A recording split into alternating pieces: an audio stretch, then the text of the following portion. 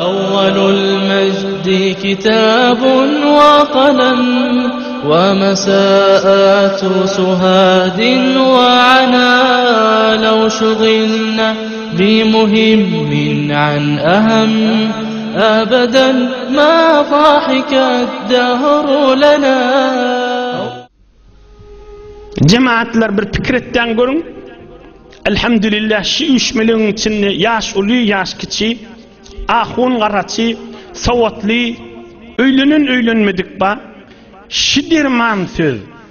Bir yerde din terbiyet berilyen olsa, dislap terbiyet berilmeli. Bir yerde içtimai terbiyet berilyen olsa, evvel şuna etmeli.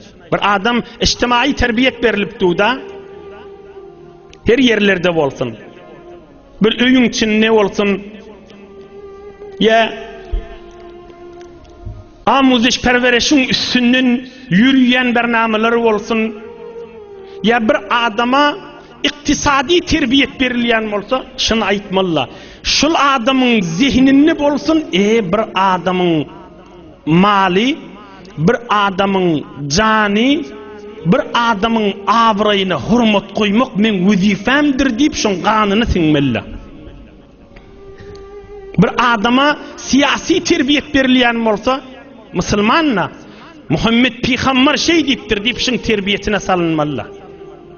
Bir adam infiradi terbiyet koruyan olsa verziş ediyahmana, şun da terbiyetine aydılmalı da. Erheleyin arasını zindigin terbiyet berilyen olsa şuna aydılmalı. Karşı aydılyan bolsaydı, dünya Müslümanların yanına ve Müslümanlar da kan yerde avatlık görürdü. Müslümanlar da kan yerde avatlık görürdü. Erheleyi oluptur, izdivac ediptirler.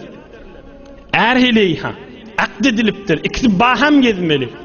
Henüz de yadında yok da oğlun şoklu oluptur. Men şıl adamı hurmat koymak lazım vazifemdir deyip ya erheleyini ya heley erini.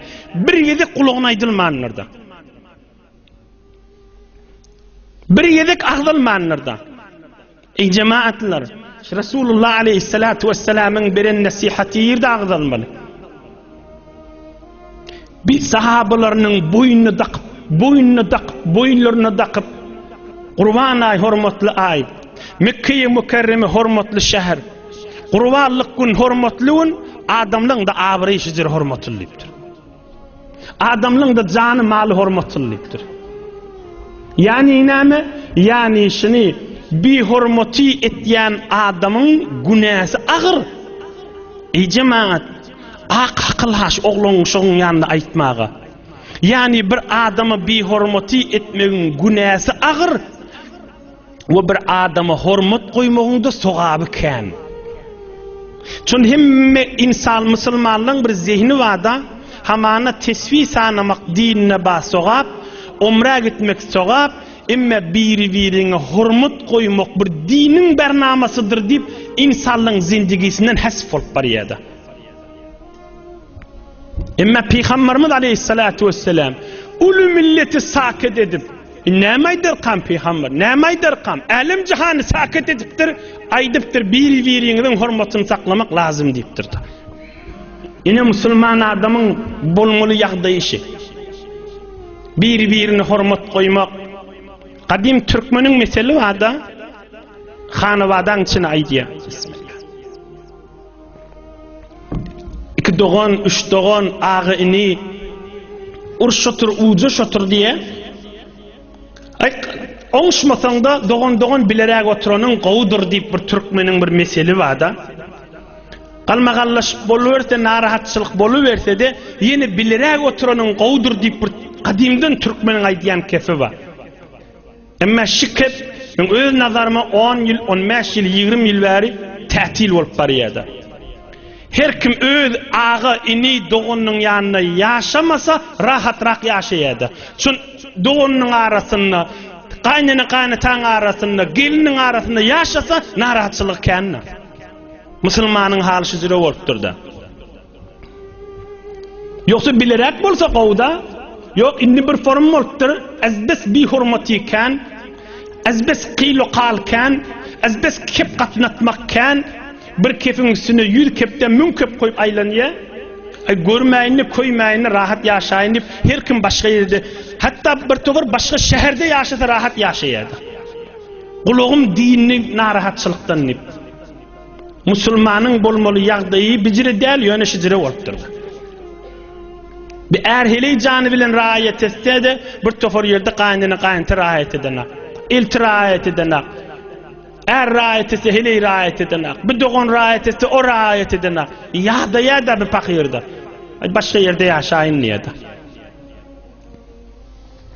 Bir misal aydeyin kimlerden Allah'ın dostlarının ona evliyaullah deyiliye, veliyullah, Allah'ın dostları. Yerde yaşaptırlar, Hudayın dostu olup yaşaptırlar.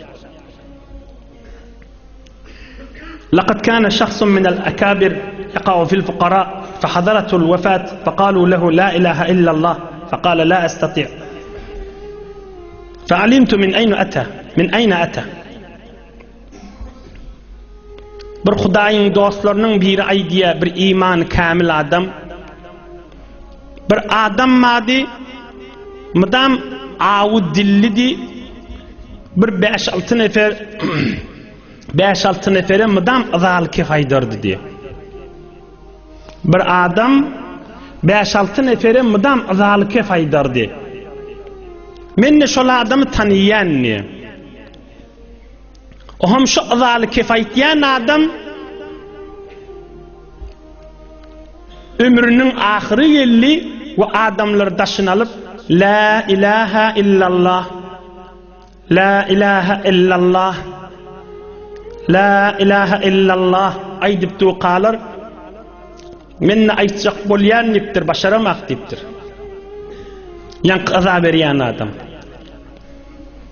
oham bu Hudayın dostu näme diye bir imanı kamil adam billim diye şun dilinden deyip tutulurluğunu yortip şu aza eştiyen aza görüyen adamların üstüne vardım diye aza beriyan adam eziyet beriyan adam ölecek boluptu iman kelimesi ağzına gelene bir imanı kamil qova adam da yortip şu aza eştiyen bir ömür şun kefinin eteğine yaşarlığın üstüne vardım diye şun özü yanık bolup ayaklarına yıkılıp can şun günahsını geçsin şun bağışlan iman kelime ağzına gelmeyen nu deyip ayakına yıkıldım diye yalvardım can bağışlan şun neydim olar bolyay bağışladık sen yalvarıp duğun deydiler ohum öğürlüp geldim yanına la ilahe illallah deyip aydıp durdu diye la ilahe illallah deyip aydıp durdu diye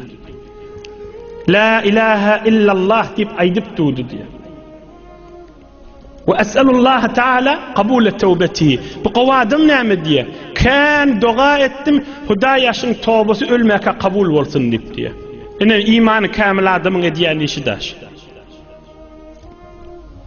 ne enesi ne dedesi ha şu yatan adam bir azavoy bir pest adamın biri ha ama şun ömrüne şun imanına şu imanlı dünyadan geçsin deyip şuna hürmet koyup arada yortup be sen şunu bağışla deyip sen efere barıp yortup sen şunu bağışlasana ayaklarına yıkılıp ağlap bolya deyip ettirin bolya bağışladım deydirip Mun yana geliptir bir de iman kelimesini aydıptu indi dua etmeye oturdum Hudayasın tövbesini kabul ettik diye ağzına iman kelimesi geldi deyip